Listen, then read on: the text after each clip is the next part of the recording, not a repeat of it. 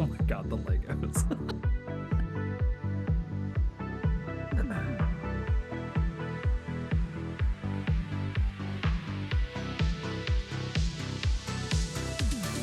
So good. Hello, everyone, and welcome to the show. Can you not hear the song? No, we can't hear the What? song. Nope. I turned everything on. How would Let's you move not? on. Let's keep Oh, going. move on, folks. We're here for local chat. Oh, my whole flow is off. I hate this. We're here for local chat, episode 114. I'm your host, Will Crosby. I don't understand how technology works anymore. Joining me this week, as always, Ian Gibson.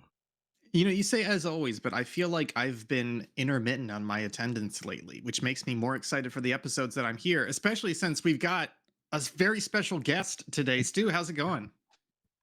Hi guys. I always feel so honored to be on this chat. It's always such a good time, and I feel like I'm amongst the legends, Oh, hell yeah. especially the oblivion loving legends like myself. That's Oh what I my will say. goodness. We all know this Mhm. is community service for you, Stu, but thank you for saying the nice words anyways.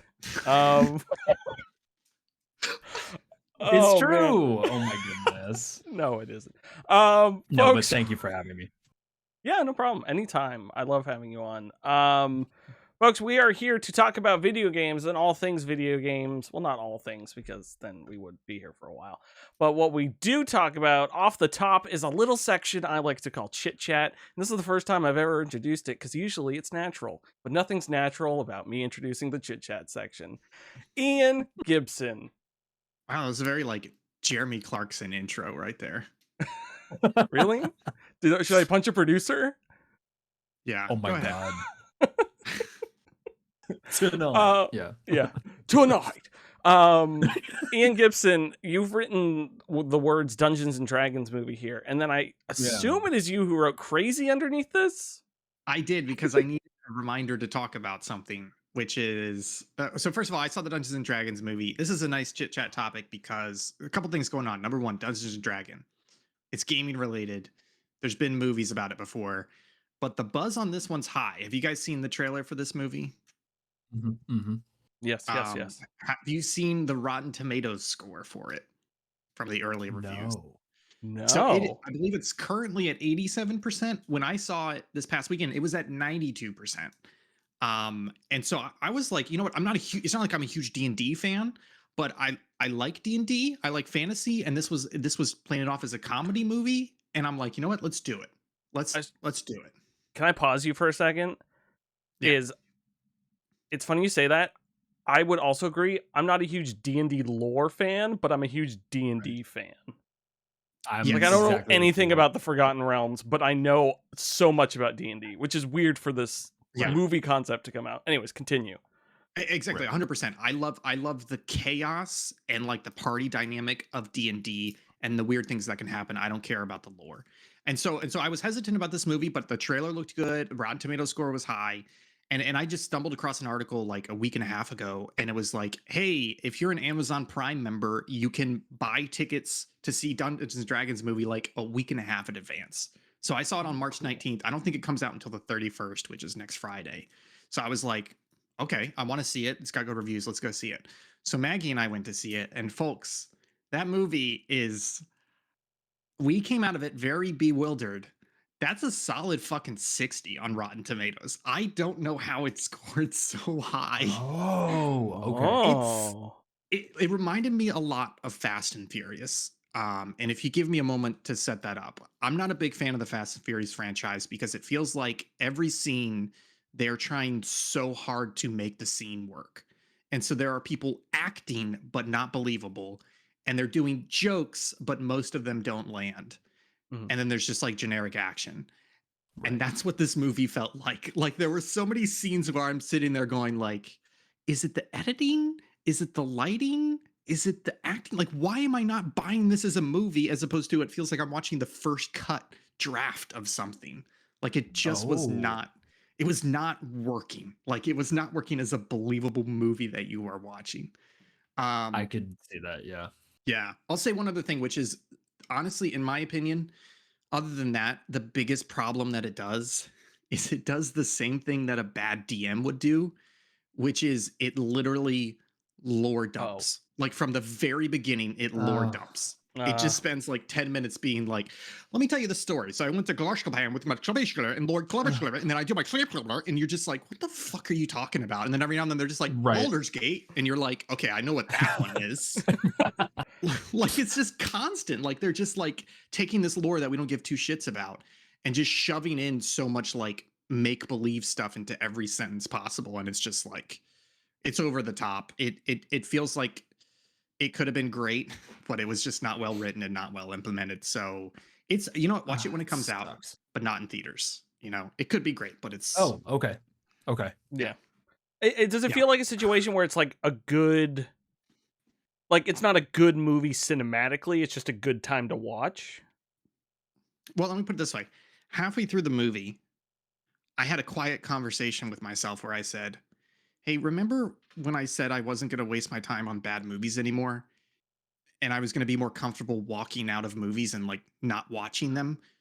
Right. Should I walk out? Like, can I turn to Maggie right now Oh, and be like, let's leave? You know, like damn. that's like the movie Damn. was just not fucking working. And it wasn't even not working Yeah. in a way where it's like, I'll zone out and watch this. It was just like, what's okay, what? And it's a shame. It's a real shame. I think the biggest problem, honestly, is that all those early reviews and the trailer got my hopes up, but it's just Right. it's a shame.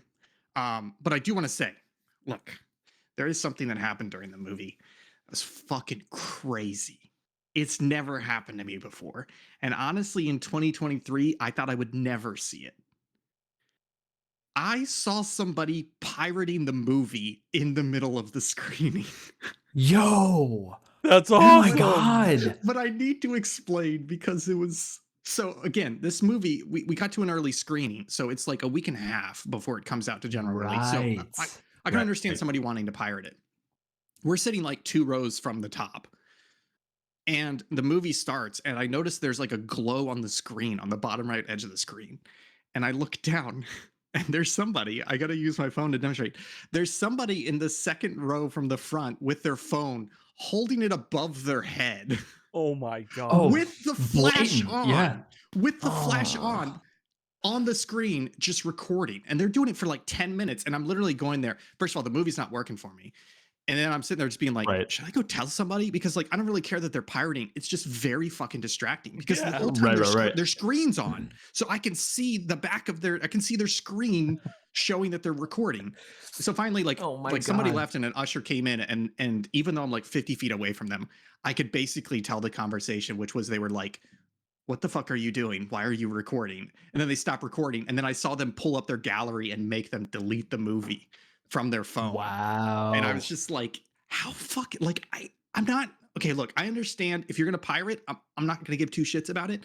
But you're gonna hold up your phone with the flash on in the middle of a movie theater, just hold it there the whole time. It's wild. You guys ever had anything like that? It's crazy. No.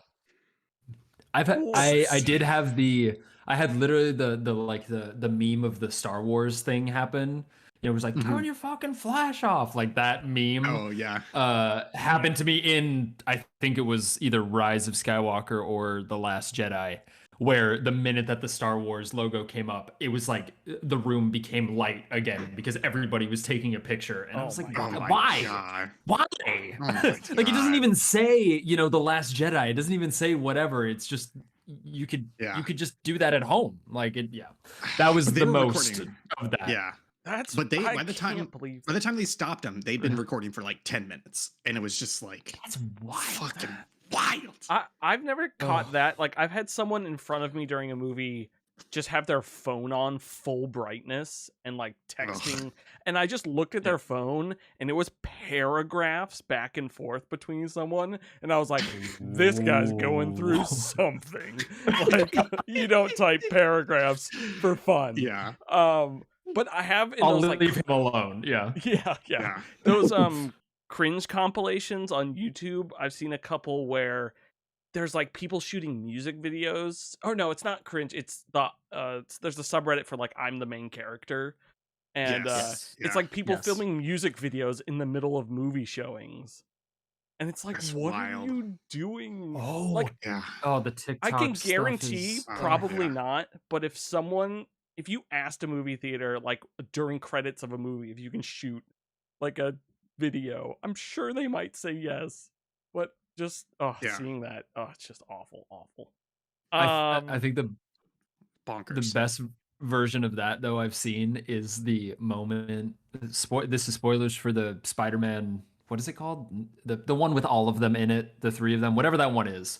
Oh, So Far I From Home, No Way apologize. Home, Yeah. Homecoming, Whenever Homegoing. someone. No Way Home.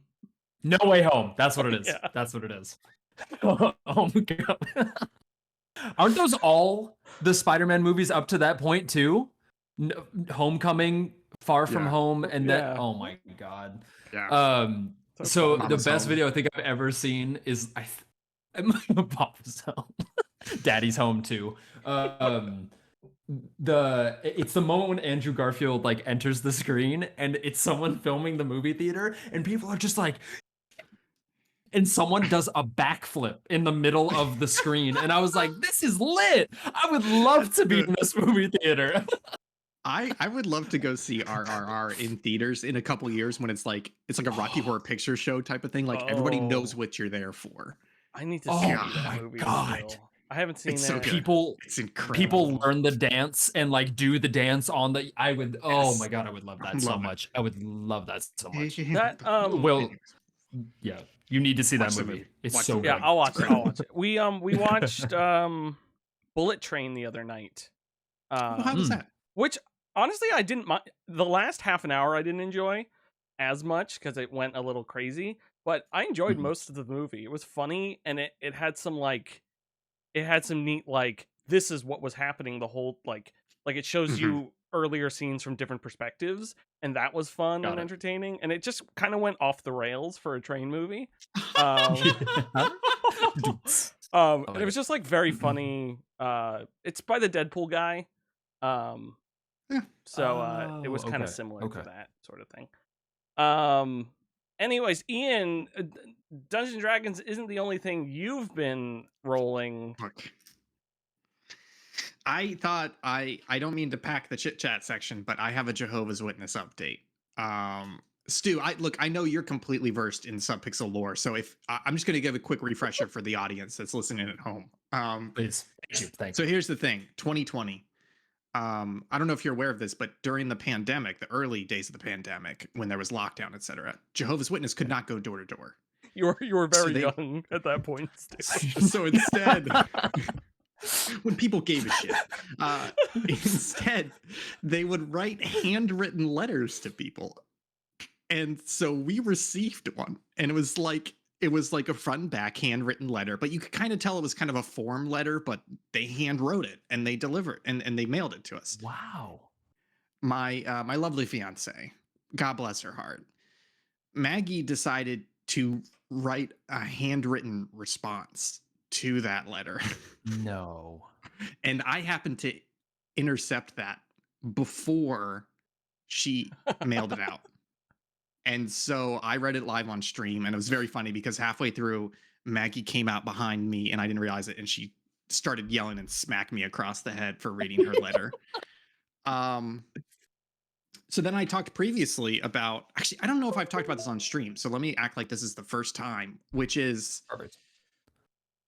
we have since moved to Florida. It's like 900 miles away. Mm-hmm. And we've gotten Jehovah's Witnesses here. But how do I put this? We're getting things mailed to us as well, to our new email address that are No. addressed to Maggie from Jehovah's Oh, Witness. no. So it's not just Oh, door no. knockers. It is like targeted mailing from Jehovah's Witness. Oh, God. And then, folks, something incredible happened the other day. It's a weekday. It's like Tuesday afternoon, 2 p.m. I'm working. Doorbell rings. I go to answer it. And it's this older white lady and this older white man. They're dressed up and they're like, "Hi, we think we have the wrong house. We're here to talk about Chinese missionaries."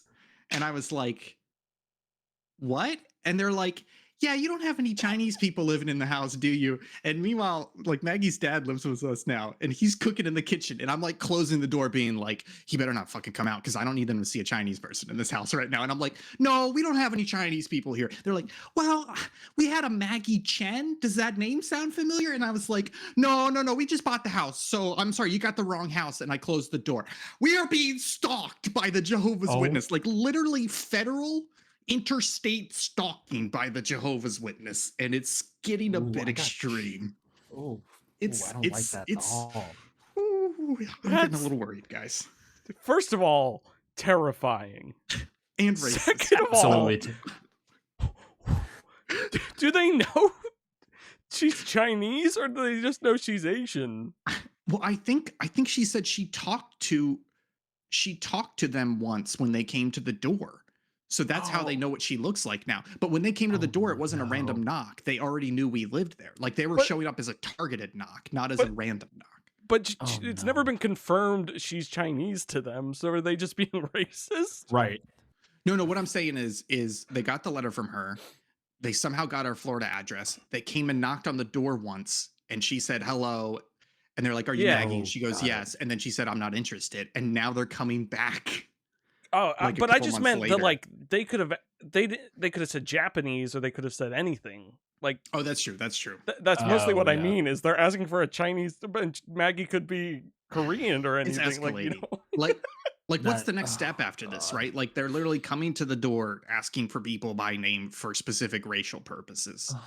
I don't know what's next. It's wonky. Well, do you think you thoroughly convinced them that you just bought the house and she doesn't live there? Well, I think one of the great things about being in Florida is that people are naturally racist. So as soon as I opened that door and they saw I was white, that's why they literally started the conversation with, "We think we may have the wrong house." And I was like, "Huh?" And they're like, "For Chinese." And I was like, "Oh yeah, you have the wrong house." Like I leaned into the please be racist, see that I am white and think you're at the wrong house because I need you to cross us off the list. But yeah, yes, of course. Yeah, you should have doubled down. I don't let any Chinese near this house. You stay away. Oh my god! Stay away from me. Are you friends with Chinese? Because you better not go back. Just like double down on it. This is Love orange chicken, hate the people. Loves the food, hates the people. Yeah, so that's I was not planning on just the Jehovah's Witness update. So if I end up dying under mysterious circumstances, go talk to Jehovah's Witness organization. They probably did it. I gotta.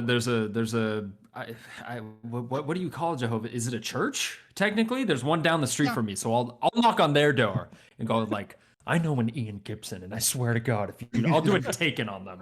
How do you like it? This particular set of. Handwrite them letters.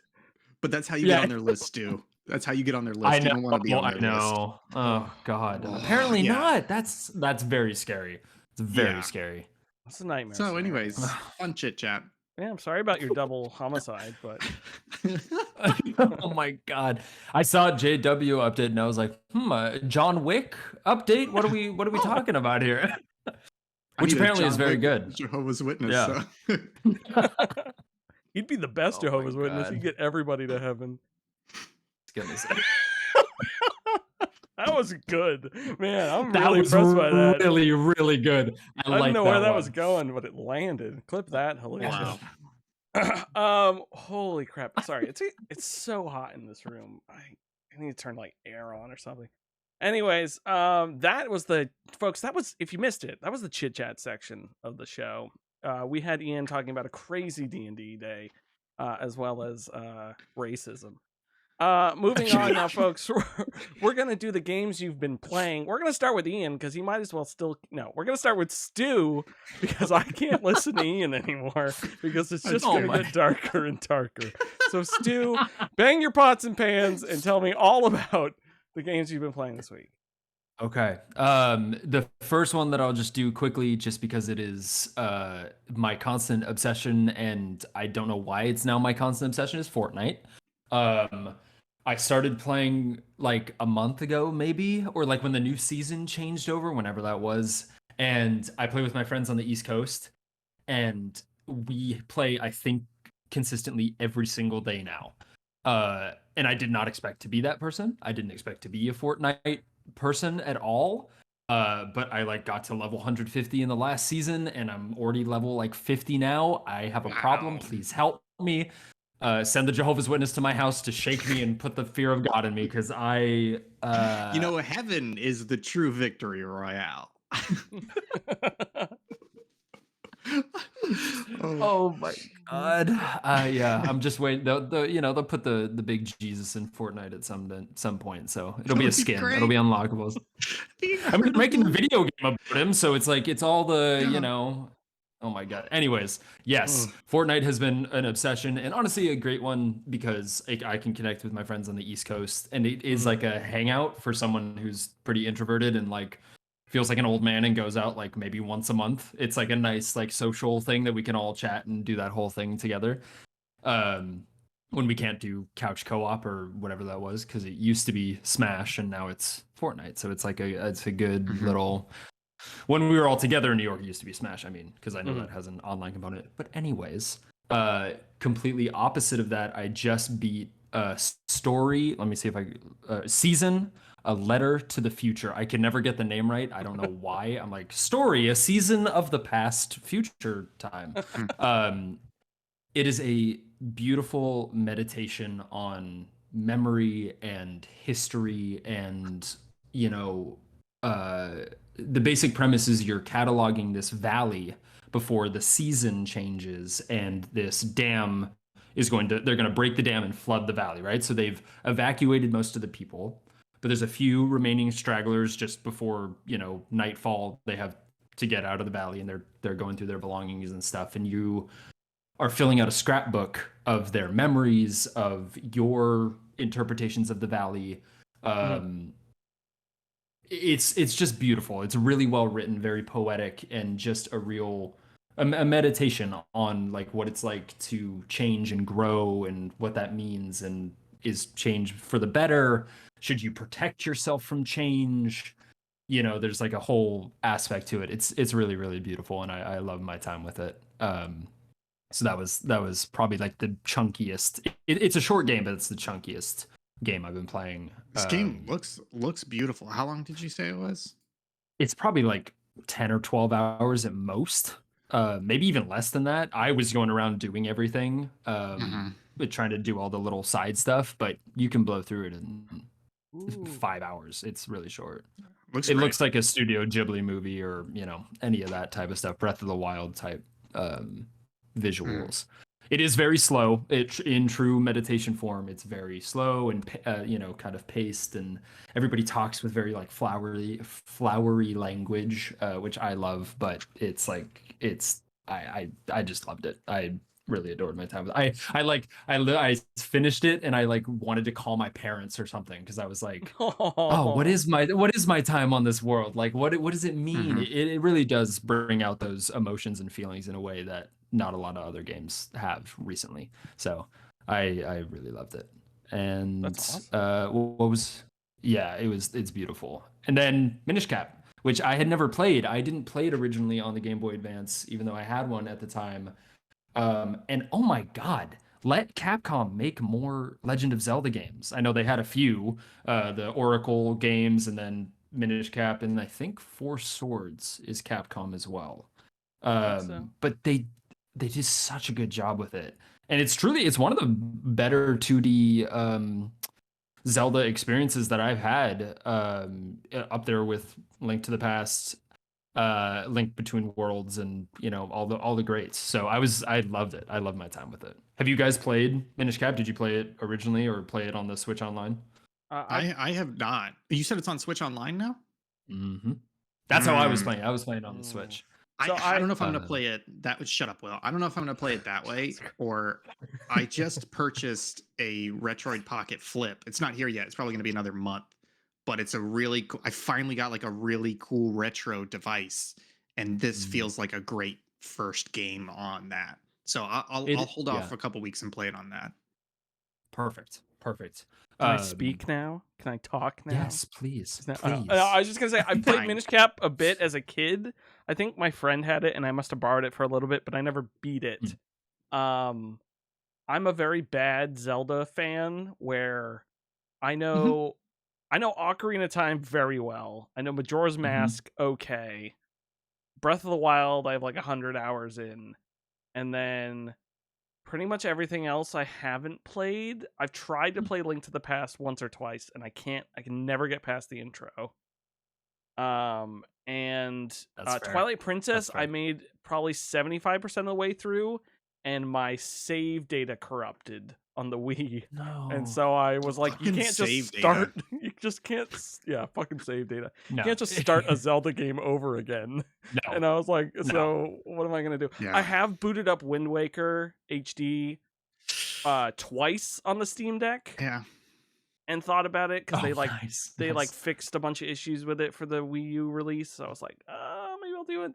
But then I know as soon Right. as I start playing it, they're gonna announce the Twilight Princess Wind Waker HD collection or something stupid like that. Twitch. Yeah. Yeah. Plus, this close to Breath of the Wild or Tears of the Kingdom, excuse me. I might as Right. well just wait for that for a Zelda experience. Exactly. That's why Minish Cap is actually really great because it it's a Game Boy Advance game. It's not a huge thing. You can knock it out in Mhm. it took a couple days. It's really good. Cool. I loved it. And especially if you were having trouble with Link to the Past, the opening of this one is much more sped up. They get to the point faster. Cuz yeah, that opening of Link to the Past is great and iconic, but it does take a while like most Zelda games to Yeah, get to the point. especially since that's the portion I've played every single time, so it triples it getting old because I can never get through it. That's exactly it. Yeah, but it's not too bad. Um, I'll go next because I'm incredible. The Mm. Diablo 4 early access beta was over the weekend. And I played that maybe 4 or 5 hours of it. I got like to level 11 or 12 for my barbarian. Game ran buttery smooth. Most of the time there Nice. were a couple hiccups Love there it. that I think was just when I turned the texture resolution down, it actually stopped doing that. But also the whole opening, there's a constant snow effect, and I was wondering if that was like causing some of the issues. Got it. It feels really good. It plays really well. I every time I boot up Diablo, I forget it is not a WASD game. I try every single time, and then I have to remember, oh, it's the mouse, and you click or you hold the mouse and all that sort of stuff. The opening story bit was really cool. It kind of did a flip turn on a trope that I wasn't expecting. That I really enjoyed. It's not like anything incredible to write home about. It caught me off guard. And then that is wrapped up. The new beta starts tomorrow. It's the open beta. I'm not even going to try to play it because it was pretty calm over the weekend. It was last Friday, that was busy for the beta, but this one is everybody can get into it now. So it's just like, Yeah. I'm not even going to try. I'm going to wait for the game to come out.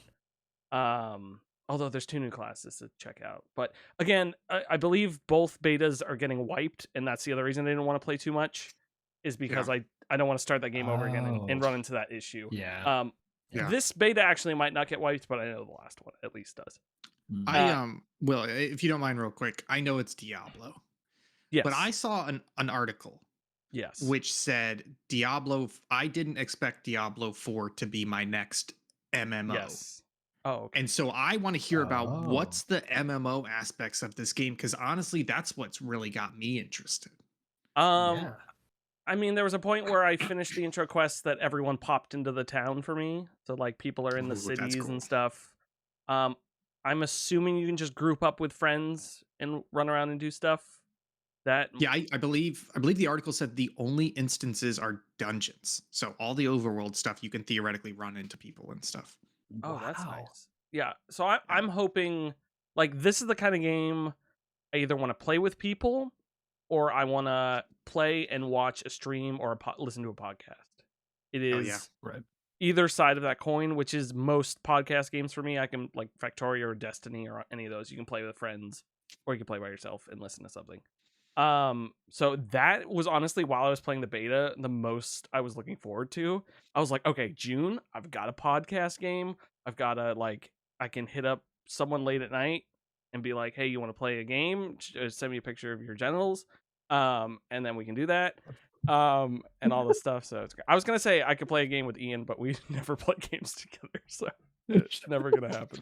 Well, there's a good time difference here, so hit me up. It'll be like 7 p.m. for me if it's 10 p.m. for you, so I'm down. Yes, and I already have pictures of your genitals, so we're good on that. Okay, fine. Yeah, that's fine. That's fine. They were in the I didn't want fridge, it Ian was to weird. know that. Yeah, it was weird. So yeah, Diablo 4 I'm looking forward to, but yeah, I'm not gonna play the next beta because I just want to wait for the game to come out. Loop Hero I dove back into mostly because I needed a podcast game. Loop Hero, if you don't remember, is the one where you're literally walking in a loop. Your character runs into enemies, auto fights, they drop treasure, you equip treasure and all that sort of stuff. You go around all the way back to your campsite. You can choose to leave or go another loop. There's tiles you're placing, so you can place like towns that give you health.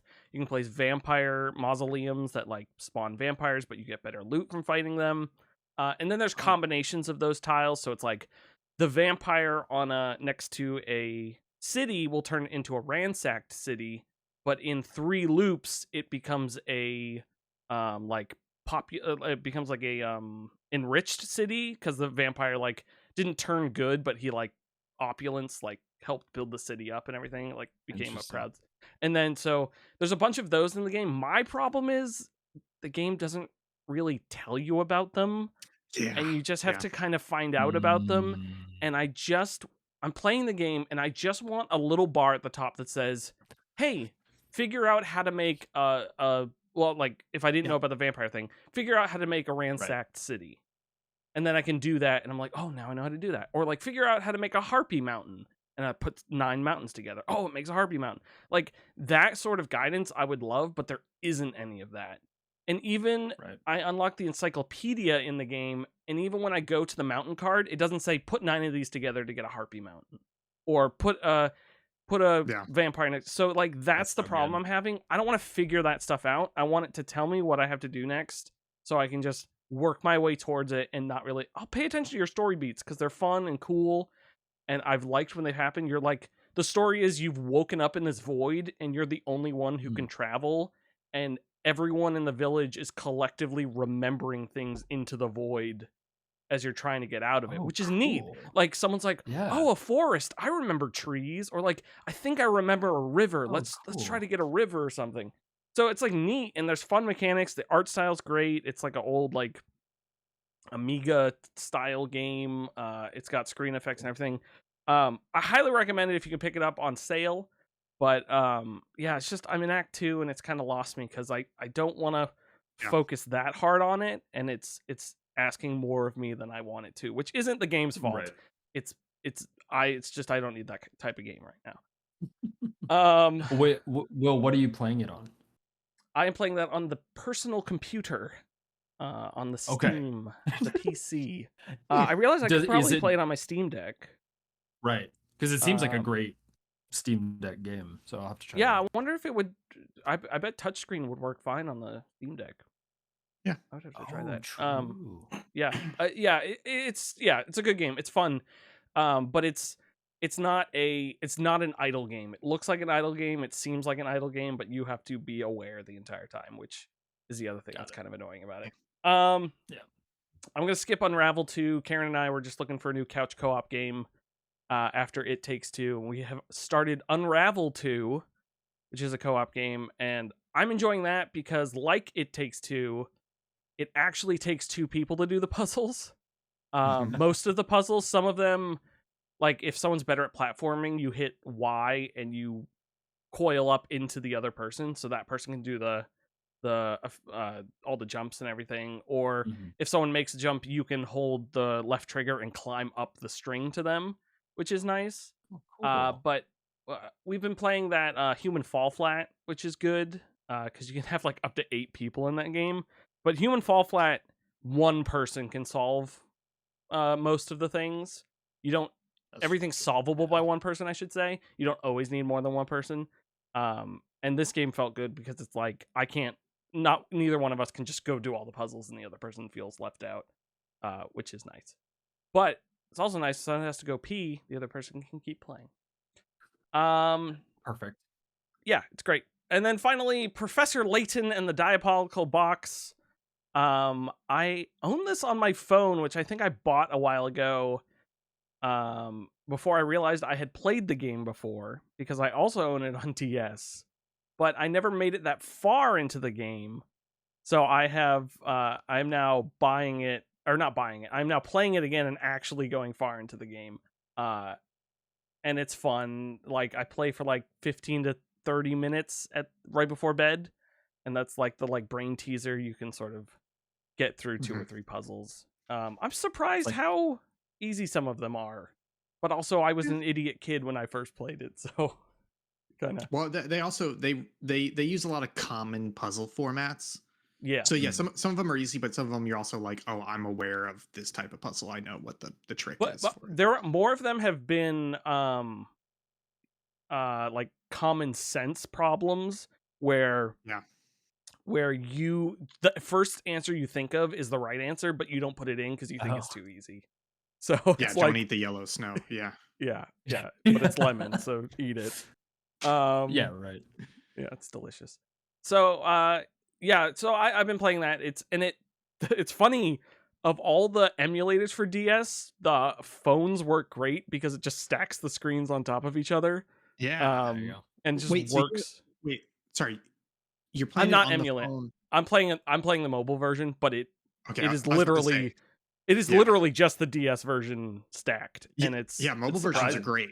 Especially Latent Gain is perfect for mobile. Yeah, So they have and great mobile versions. Seems like it. I own it too, so I was like, oh, let me put it into the 3DS, but I forgot the 3DS doesn't take DS carts.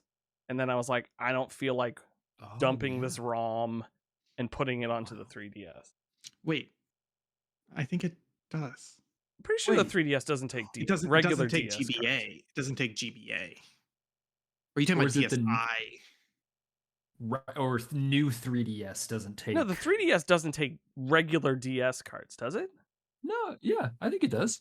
I think it does. I think they're like, aren't they the same size and everything? No, they're different. The 3DS ones are the big gray ones, and the DS ones are like small, dark gray ones. Do you want me to go grab my I'm looking DS it and up. try to put a game into I'm it? looking it up right now. Yeah, how about you guys look it up and I'll start talking about my games. Yeah, you go for it. Yes, So please. I've been playing Metroid Prime Remastered. I've never played Metroid Prime. I've heard great things about it. I've wanted to play it, but I also was like, I don't want to go back to GameCube or Wii. I tried to do that with Resident Evil 4 recently, and I couldn't handle it. The controls, it's just too old, outdated.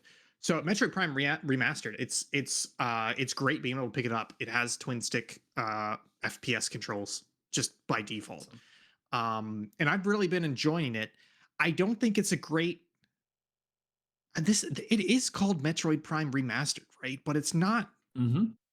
I don't want to get into like the remaster, remake, reboot, but it's not really a remaster. It's more of a remake, and that's kind of my problem with it, is that I think they stuck a little bit too much to the original, because it has problems in it that I could understand being in the original, but now I'm like, fuck you, do better. You know, like it doesn't have autosave. There's still plenty of save rooms, and thankfully it's a Switch, so you can just drop it into sleep mode. Right. But it doesn't have autosave, and the game. I feel like I almost dropped the game like a couple hours in, because that first couple hours you're having so much fun discovering stuff, and then you hit a point where you're like, cool, I have these abilities, what do I do next? And it's not clear at all, and you have to fucking look up a guide. And it's just like, again, when it originally came out, I understand that was the state of games at the time. But if you're doing a remake, you need to drop something in. It could be as simple as like, oh, you just got the missiles. Hey, we're gonna pop you to the map screen, and we're gonna put big fucking question marks on all the stuff that you can now go back to because you have the missiles. And then, because that's literally all I'm doing with the walkthrough, is I just open up the walkthrough and I go, I just got this. Where do I go? And they're like, go to this room, and I'm like, okay. And then I make my way to that room. So it's like, that's my big problem with the game, is I feel like the original is fantastic. The remake is not, because they didn't fix fundamental problems that they could have fixed without ruining the game. I don't know. Am I out of pocket here? Am I talking crazy? I think no, definitely not in the year of our Lord 2023. Definitely not. the I could definitely see the argument on the purist side of like the Metrovania of like that's part of the game is you explore. But I will say I played Castlevania Symphony of the Night recently, and if they ever remake that one, there needs to be some sort of guide map. Like you said, Yeah. like here's the question marks, because it Yeah. is bonkers how they just don't tell you anything, and they need Yeah. to. Some games are good for that, but I would agree with you that if they need Yeah. to tell you, they should tell you. Yeah. Yeah. Yeah. And I'm arguing for a middle ground because my problem isn't that I'm not exploring. Like there are definitely moments where I look at the walkthrough and I'm Right. like, I never would have gotten that because I wasn't looking enough. Um, but there are things where I unlocked the spider ball recently would let you do the tracks. And I was like, I've seen those tracks. I can't remember which rooms they were in. I can roughly the Yep. area, Yeah. but I don't want to Yep. have to go backtrack and explore. So it's not like I didn't explore it. It's that I'm not remembering every single explicit detail from my previous explorations. And that's where they could have helped me out with the remake. What, you Yeah. don't have your physical notebook where you're writing every? No, I'm just kidding. Yeah, it's called a Like, phone and it's called Metroid Right. Prime Walkthrough. I Yeah. Exactly. Exactly. those are all the exact issues I had with it as well. It's a remaster, which means they upres the graphics and that's it. They didn't touch gameplay. I think I agree it should have been a remake where they build it from the ground up again, like Dead Space, and Resident Evil 4, which I Mhm. recently moved to New Zealand today and played a little bit of. And that Resident Evil 4 is a game in which they have said, hey, everyone loves this game. It's an iconic game. People know all about it. So why don't we rearrange everything but keep the story structure? That way everyone who plays it is experiencing a new thing, which Yeah. is an incredible idea and which is what they have done with Resident Evil 4. So as someone who has watched people play through that game multiple times, I played the intro to this and it's similar story beats, completely different gameplay and stuff, and I'm like, I love this it. is great. Yeah. Yeah, I And- agree with you, Ian. Yeah. It need a little and more. the thing is, like I totally agree about that, but I don't even think they needed to go that far. Like I'm literally just talking about like the most basic, simplest, like quality of life little touch, just to be like, it already has great map. I love the map in the game. They just needed Right. it already has a map pop. Like when there's like seismic activity, it pops the map. Like Yeah. all the fucking mechanics are there. Yep. They just need to add a little something that says, hey, you unlock that. Now here's the rooms you need to go back to that you've already unlocked. Yeah, Right. there needs to be something Anyways. between remaster and remake where it's like Yeah. you did the graphics thing and you made quality of life changes. Like, but you didn't I fully was talking remake the game. to. Right, exactly. I was talking to Kurt Indovina on the GameSpot team about Resident Evil 4, and he uses the term reimagining, which I actually really like. Like Resident Evil 4, these are completely his words. Like the Resident Evil 4 remake sounds like a reimagining because it's the same thing but kind of jumbled around. And then yeah, like a straight remake. It is especially in 2023 when the 3 top rated games of the year are a remaster, a remake, and 2 remakes. At least for GameSpot and IGN. So funny that way that works. But yeah, there needs to be a better kind of language around that for what that is and what it means in the game for sure. Yeah. For sure. So I'm still enjoying it. I'm still playing the game. I think I'm like 75 or 80% of the way through. I probably will finish it. It's just a little, many hours little in? frustrating. I don't know, but I just got the ice beam, cold beam. I think you still got a bit to go. I just remember that game never being done. Oh, really? Maybe I will stop playing it then. The other game I started That's fair. playing last night is Chia. Have you guys heard of Chia? It's kind of been a darling of video press conferences. Yes, I have. It's like a Wind Waker, Breath of the Wild mashup Yes. at its Yeah. basest form. Yeah. Yeah. So it finally came out. It's on PlayStation Plus. I finally turned my PlayStation on for the first time in like literally 4 or 5 minutes. Look, I don't want to take a tangent, but that fucking PS5 controller is dog shit. And let me tell you how I know it's dog shit.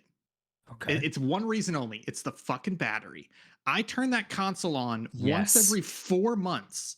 I turn it on. the controller's dead. I charge the controller. I play the console for an hour and a half and I go, oh, I forgot this console has no games. And then I turn it off and I put the controller away. And 4 months later, I pick the controller up and it's fucking dead and I have to charge it again. Like, it's not just a bad battery life, it drains the battery while it's sitting unused. Anyways, I'm sorry. Tangent there. So I played probably the first 90 minutes of this game. It's basically, like you said, it's like Breath of the Wild plus some Ubisoft games, plus some Wind Waker.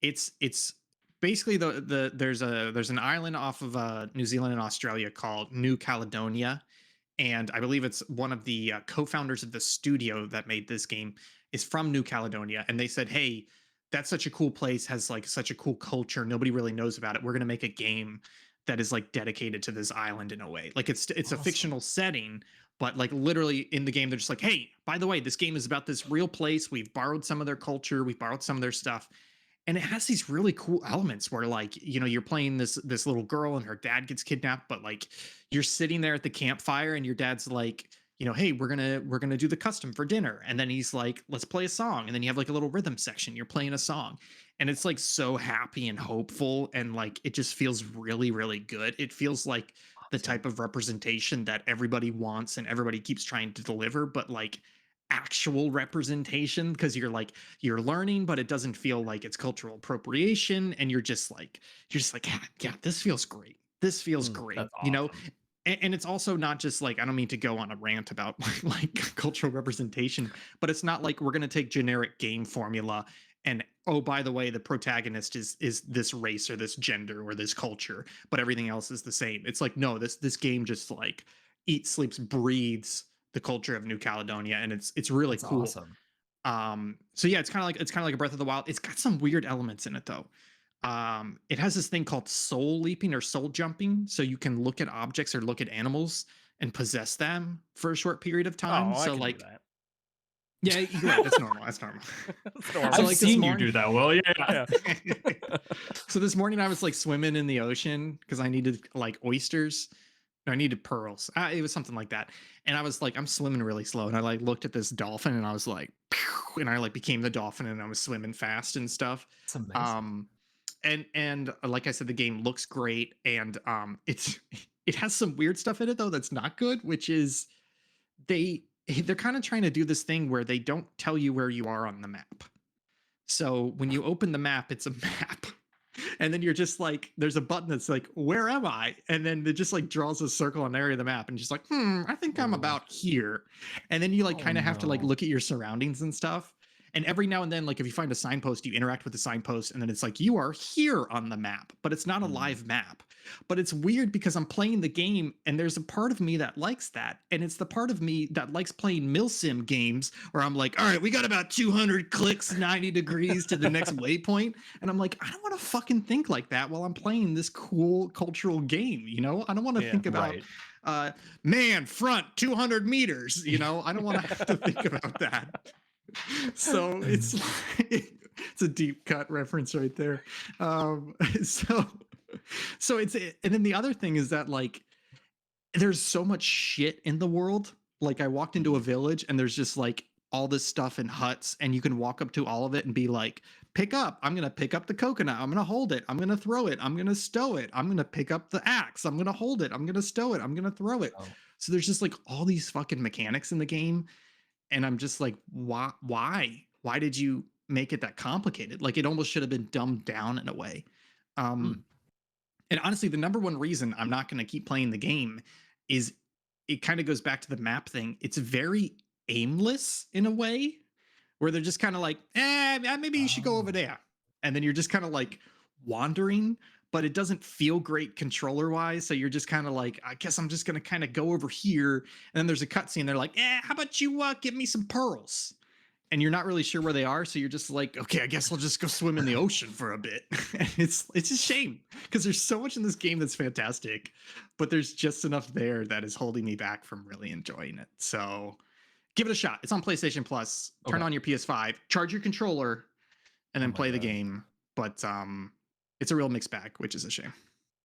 That Dang. sucks. I love that it combines the cultures of New Caledonia and Brooklyn, apparently, too. I would love if every character actually sounded like that. You walk up there like, hey, I need some pearls for, Tony's wedding engagement ring. Like, go over there and grab a oyster, too, you know?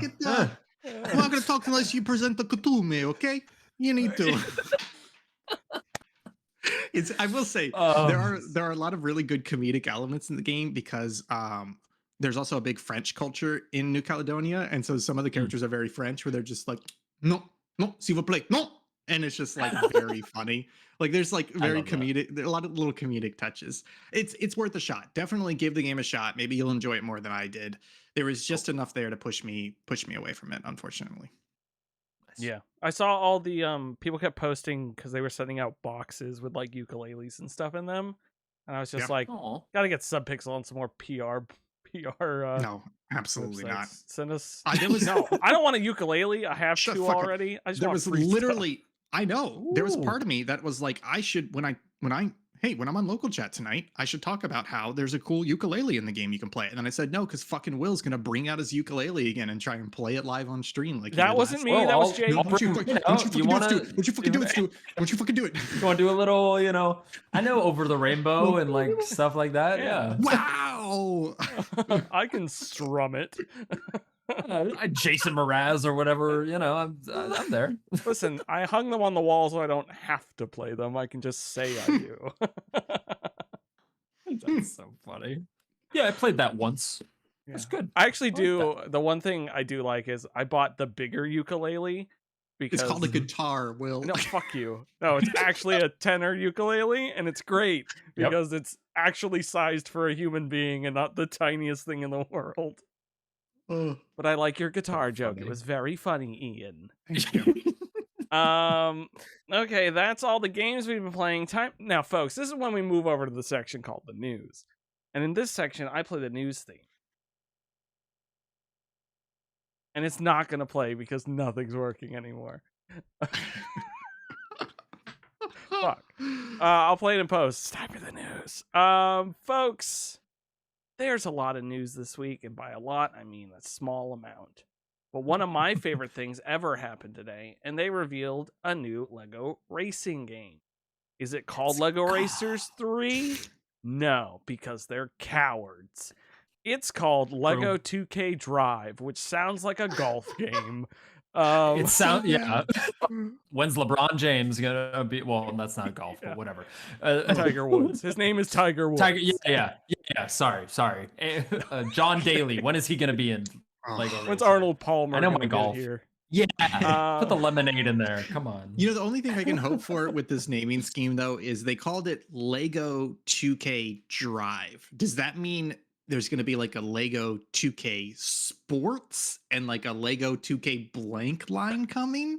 Because LEGO otherwise 2K that gun? name makes no fucking sense, I will say, if they don't bring back, speaking of remasters, if they don't like bring back Lego Island in some way, shape, or form, I will be very upset because that was my childhood right there. So you should go watch the History of Lego Island video by Subpixel. Very good. Wait, I think I have. Have I? No, I remember when you. I do. Oh. No, I do need to go watch it. I remember when you tweeted about it. That's my fault. I am a complete poser. It's an okay piece video. of shit. It's not my greatest. My Oblivion video was great though. Oblivion was no. Great. We need an Oblivion hour so we can just talk about Oblivion, because even today I was playing it and there were some sweet gems that were happening. There was I freed an Argonian and he was running after me. Listen, and I didn't mean to cut this samples, short, but we don't have anything on the stream calendar for next Tuesday, so maybe it's just Oblivion. Oh, maybe Oblivion was due. But the Argonian was just going like the whole time. It was so fucking funny. I love it when that happens, and then the guy will come and be like, "Stop! You violated the law." And you're like, "What? This dude's he's just saying stuff. I don't know." My favorite thing to do is if you wake someone up to talk to them, they path after you to converse with you. So I'll talk to someone while they're sleeping and try to see how far away from them I can get. They're just Before slowly, it does the they're just like, yeah. like coming towards me. I'm ready to talk to you. We have to stream this on Tuesday because I've never played Oblivion, so I want to see some of it this is insanity. so Oh, it's Skyrim's so great, good. but Oblivion just has a massive amount of we tried in it, and some of it works, some of it doesn't, but it's all there, and it's beautiful. Oh my god, it's so good. And I would say the level of jank is like equal to the we tried-ness Love of it. So it like Oh yeah, it blends so perfectly together. Oh Stu, my if you're god. free Tuesday, you should join us. I would be very excited and happy to do that because I'll get that set up. my gaming hot take is that Oblivion is better than Skyrim, and I will Oh. stand by that. So true. So true. Yeah. Anyways, not to gush about Oblivion more. But Lego 2K Drive, it's coming out. The trailer dropped today, May 19th. I don't know if there are other videos of it. We got B-roll at work that I used for a video today. So if you want to see a comparison to Lego Racers from 1999, check out the GameSpot Twitter and Facebook. It is on there with some extra footage from the game. But that was about 30 minutes of footage, and I scrubbed through it, and it just looks like it looks like Forza Horizon, but Lego. And that sounds great for me. That's great. I hope the racing feels good. I hope it's fun. And I hope there's some Lego Racers references in there because, like Jake, That'd be awesome. I played so much Lego Racers as a kid. I was not good at it. I don't remember much about it. I can always hum the theme song, but other than that, yeah, it's great. I'm getting so emotional. No, it's super great. So I'm excited for it to come out. But it's May 19th, and I don't know if I want to stop playing Tears of the Kingdom in order to play a stupid Lego driving game. Oh, we'll see. Oh my god. When is Tears of the Kingdom? God. The 12th. So that's a 12th, week yeah. with Zelda. Yeah, that's not enough time. Yeah, it's not. No. I had a realization the other day. This is going to sound stupid, but it's one of those moments where I was like, oh, I'm excited for Tears of the Kingdom. Like, I'm ready to go back to that world and play some like DLC. And then I was like, oh, fuck, it's a full fucking game, which means like I've got 70 hours of more Zelda ahead of me. And I was excited, but at the same time, a little scared where I was like, oh God, it's coming. Did you see was it the Onuma quote where he's like, oh, Tears of the Kingdom will change, like there's a gameplay mechanic that will change how people play Zelda games or like video games or something. And I'm just thinking about how many games were inspired by I don't think Breath of the Wild took major leaps, but they did things perfectly in a lot of senses, or is the best as it's ever been in a lot of cases. And I'm just waiting for another round of that, and just being like, in 3 to 4 years, what all the Ubisoft games are going to be like is all the Tears of the Kingdom clones. So funny. So, and then FromSoft will come in and do it just like a little bit different, a little bit like grimier, and people will be like, game of the century. And you're like, all right. Yeah. Elden Ring 2. Case of the Golden Idol. Case of the Golden Idol. I can't even think of what From Software next full game is going to be. It's just Armored Core. No, Armored Core. I mean like a Souls game. Shut up. Bloodborne 2. I mean, I don't want to go on a tangent, but they usually put out a banger and then they put out like a mediocre, right? And then they put out a banger and then they put out, I don't want to say mediocre. They put out like a solid 8 or 9 compared to a solid 10. Right, so right. It's going to be a bit, I think, before they roll out another super banger. Yeah, Elden Ring deserves the praise. Dark Souls 2 is a great game, but doesn't deserve a singled out praise. Yeah, that makes sense. Anyways, moving on. I have a piece of news that you can play your Nintendo DS games on your 3DS. I just wanted to throw that in there. No. Yes, you will be able to play most Nintendo DS games on your 3DS, especially Professor Layton. I'm grabbing my Ian. Do your news story. I'm grabbing my 3DS. All right, folks, we need to talk about. Stu, have you heard about this news from EA about sunsetting? Oh my god! I was so scared. I was so scared because Mirror's Edge is one of my favorite games of all time, the original one. It's okay. Well, let me lay this out a little bit, and then I want to hear your rage. Please. EA announced. I'm just going to read the first two here. Quote, as we close in on 15 years since the release of Battlefield 1943 and Bad Company 1 and 2 and Mirror's Edge, we are announcing that their journey is coming to an end. Starting April 28th, 2023, Battlefield 1943, Battlefield Bad Company 1 and 2, and Mirror's Edge will be removed from digital storefronts and you will no longer be able to purchase them. This is in preparation for the retirement of their online services that will happen on December 8th, 2023. You can still continue playing them and use their respective offline features, such as the single player campaign. This sucks, right? This flat out, this sucks. It sucks. I played Bad Company 1, I think, and I don't have as big of ties to the Battlefield. I mean, I played Battlefield like 4 and all the, more recent ones, but Battlefield 1 or whatever they are. But Mirror's Edge specifically, I was so sad because that time trial like mechanic and like the running, trying to get the like fastest. I'm trying to think of a modern game. Neon White is the closest one that has come to that level of just like minuscule by minuscule perfection as Mirror's Edge did over 10 years ago. Oh god, I love that game so much, and yeah, it makes me so sad that online component. I'm so glad. At first, when I first saw it, I thought they were just getting rid of the games, just like dropping them completely, and I was like, oh god, no, not Mirror's Edge.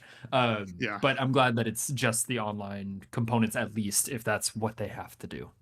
Yeah, they will be delisting them, so you can't purchase them anymore. And there is a slight correction, which is they're not going to delist Mirror's Edge at all. Thank God. So it's just Battlefield 1943, but Bad Company 1 and 2 that you won't be able to purchase anymore, and you can't do the online. So the thing that really peeves me about this is, number one, Battlefield 1943 is an online only game. There's not AI bots. There's not a single player. It's a great little Battlefield arcade game. I played it like 8 months ago.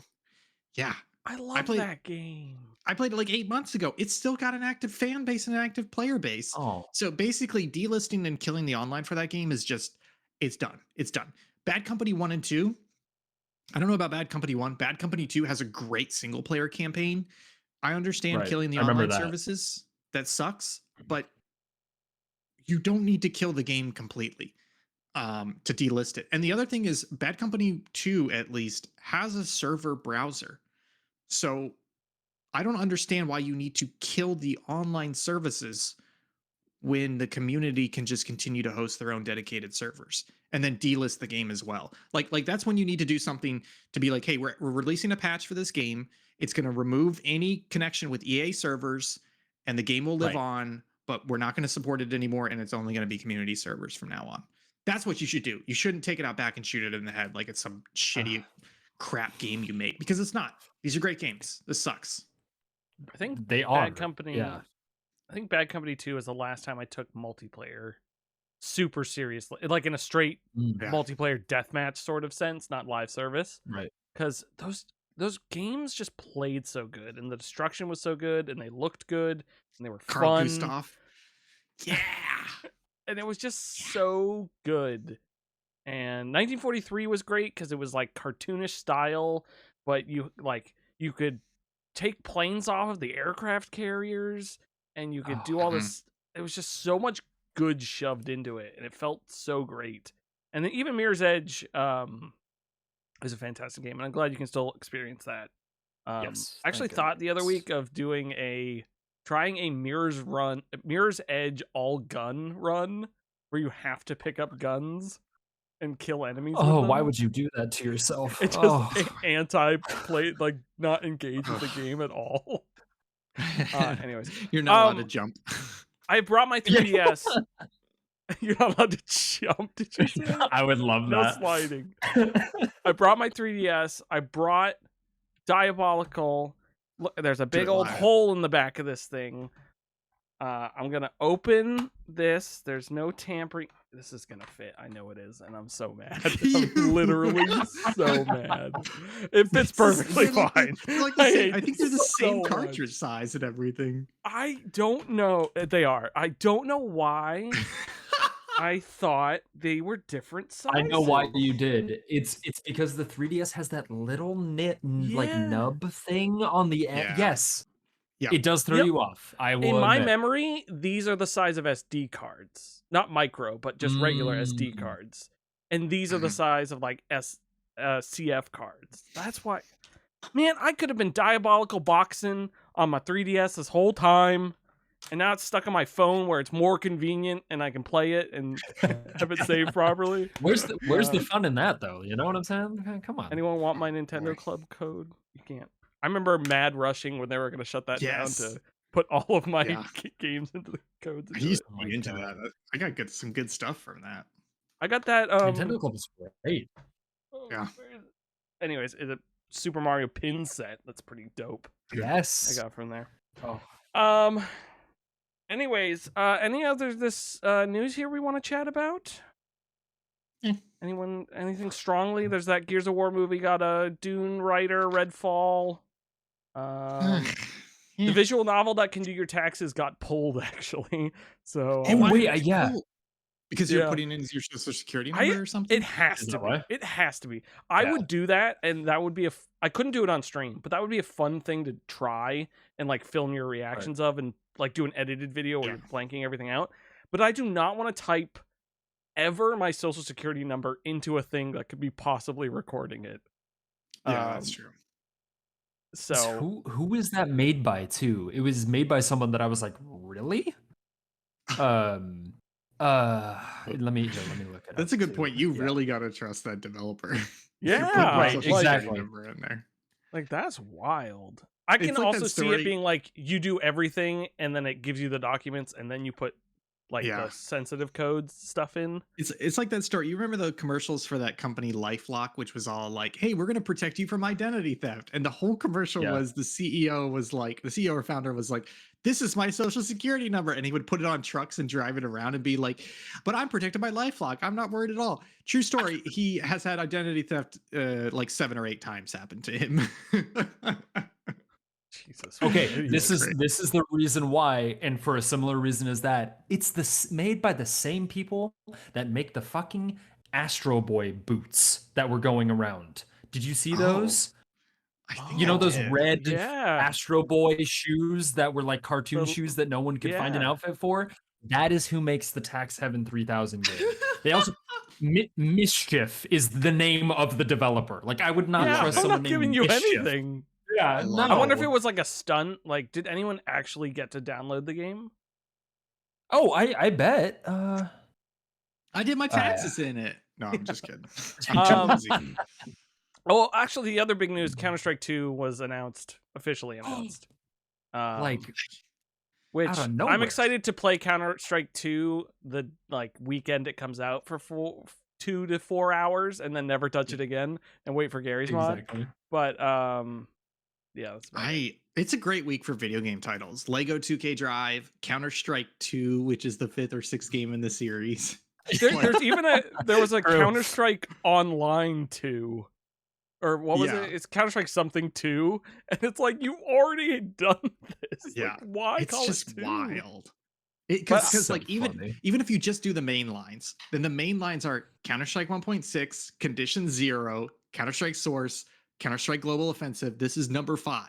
This is not number 2, it's number 5. My God. Wild. Yeah. Anyways, it looks cool. It has some cool tech. It's the Source 2 engine. We'll see. Great. Yeah. Well, yeah. It'll be fun no matter what. Yeah, exactly. People get their skins and their knives. And then finally Team Fortress 3. Sorry, that's all I'm saying. Yes! Team Fortress 3. Yeah, I would play that. Team Fortress 3. I have recurring urges to play that. Maybe we need to play some Team Fortress 2. God, that I never really got into it that much. I enjoyed it. Shut but... the fuck up. No, wish list spotlight for this week. We haven't done it in a while. But I've followed this person recently on Twitter and I've been looking at their games. It is called The Banished Vault, and it is a strategy game of exploration, endurance, and space travel in an interstellar Gothic monastery. Explore solar systems, harvest resources, construct outposts, face hazards in the challenging universe of The Banished Vault. The art style and visual layout of this game is breathtaking. Ooh. It's like a Pentiment RTS is the only way I can describe it. The Banished Vault on Steam. It is so beautiful. I realize when we do these wishlist spotlights, the next day when I tweet out the YouTube, I should at them to let them know. Yes, Some 100%. promotion for us and Yes. promotion for them. But it looks great. I know they're currently showing at GDC, which is why I've been getting a ton of tweets from them. Super exciting. Nice.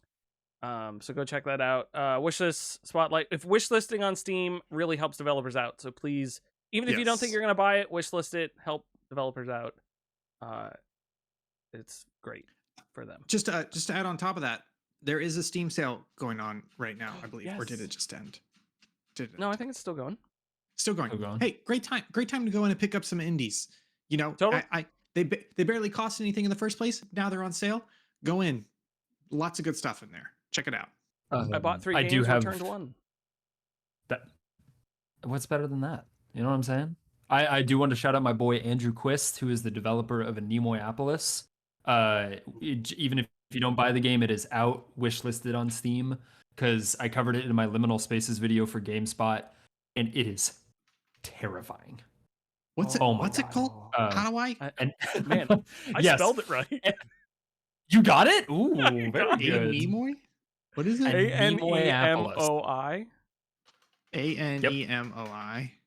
Oh, okay, I should found it. pop up. Oh, It's this is yeah. cool. First, it is so scary because if you're no. scared of liminal spaces like I'm I not am, playing it.